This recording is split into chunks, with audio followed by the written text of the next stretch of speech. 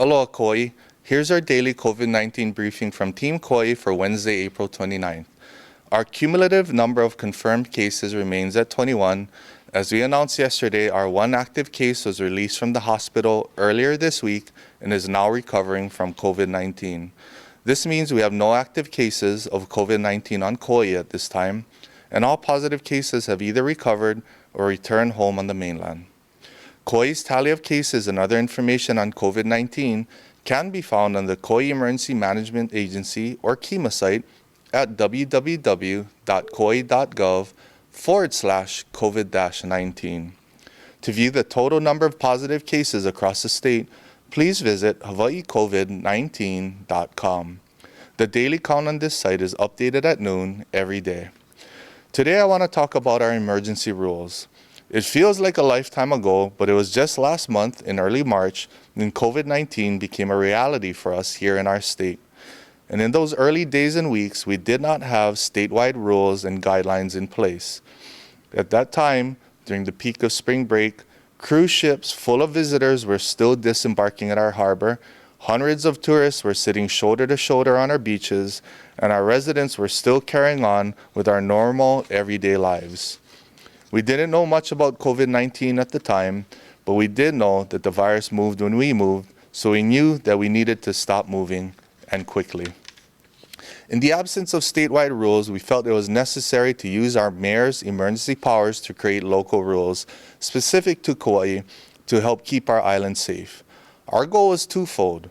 One, to discourage visitors coming to our island during this pandemic, and two, to reduce movement of people within our community. Both goals are designed to minimize the spread of COVID-19. Our Kauai rules closed county parks and campgrounds and required permits for non-residents to visit our beach parks. We closed bars and required restaurants to do takeout or delivery service only. We implemented a nightly curfew from 9 p.m. to 5 a.m. We required masks for anyone out and about, and we enacted strict restrictions on what was considered essential and allowable businesses or activities. That's a very quick summary of our Mayor's Emergency Rules numbers 1 through 6, which can be read in their entirety at www.kauai.gov/COVID-19. But over the course of the past weeks, Governor Ige has issued a series of statewide orders which applies to everyone in the state of Hawaii. Many of the governor's orders are similar to our local rules, which has led to redundancy and confusion. We understand that it has become increasingly difficult for our residents as well as our law enforcement officers to keep up with all these rules. So because we have been able to keep our case numbers low so far, we thought it was time to eliminate the redundancies in our state and county rules.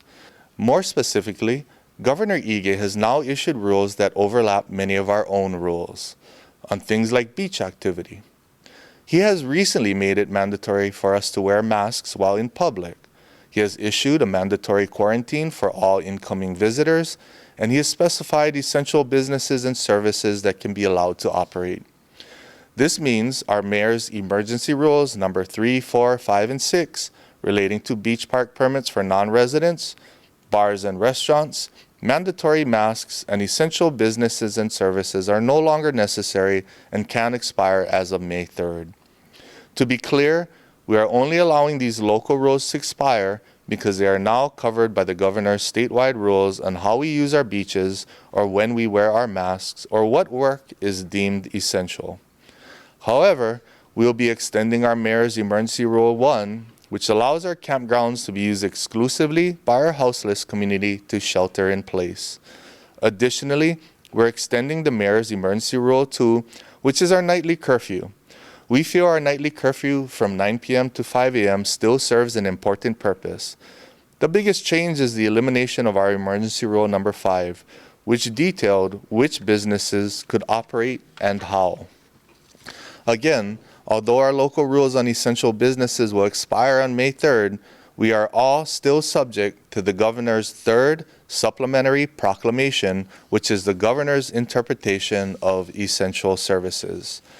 Our Kauai rules were the strictest in the state, and we believe they helped us significantly control the outbreak. We have not had a new confirmed case on our island in more than 2 weeks, For clarity, let's review what is changing. The shifting in the rules means that as of 5 a.m. May 3rd, all construction activities can resume so long as everyone is wearing masks, following social distancing requirements, and able to maintain cleanliness and sanitization. It means golf can resume so long as we can continue to follow modified rules to operate. Fishing and gathering can continue as long as there are no more than 2 of you, unless you are all members of the same household. Swimming, solo paddling, and surfing are permitted, as well as jogging and walking on beaches, but sitting and sunbathing on beaches is not allowed per the governor's order. To be clear, TVRs are still banned from operating as they are not listed as an essential business or operation under the governor's order. Incoming visitors will still be subject to the 14-day quarantine. And while permits are no longer necessary for non-residents at county beach parks, we all must still follow the governor's guidelines to not loiter on beaches. The key restrictions to protect our community are to maintain 6-foot distancing and to wear cloth masks, and to regularly disinfect surfaces and sanitize hands.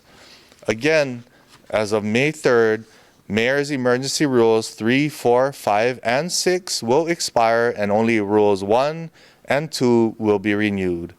All these rules, as well as the governor's rules and proclamations, can be viewed at www.kauai.gov/COVID-19. We've been talking about a phased approach to reopening our economy, and allowing Mayor's Emergency Rule number 5 to expire is our first step in that direction. In the coming days and weeks, we'll continue to assess what businesses and services can be resumed with little risk to spreading the virus. I know many of you out there are eagerly awaiting to reopen your business, and all of our businesses are important to us. So here is our approach.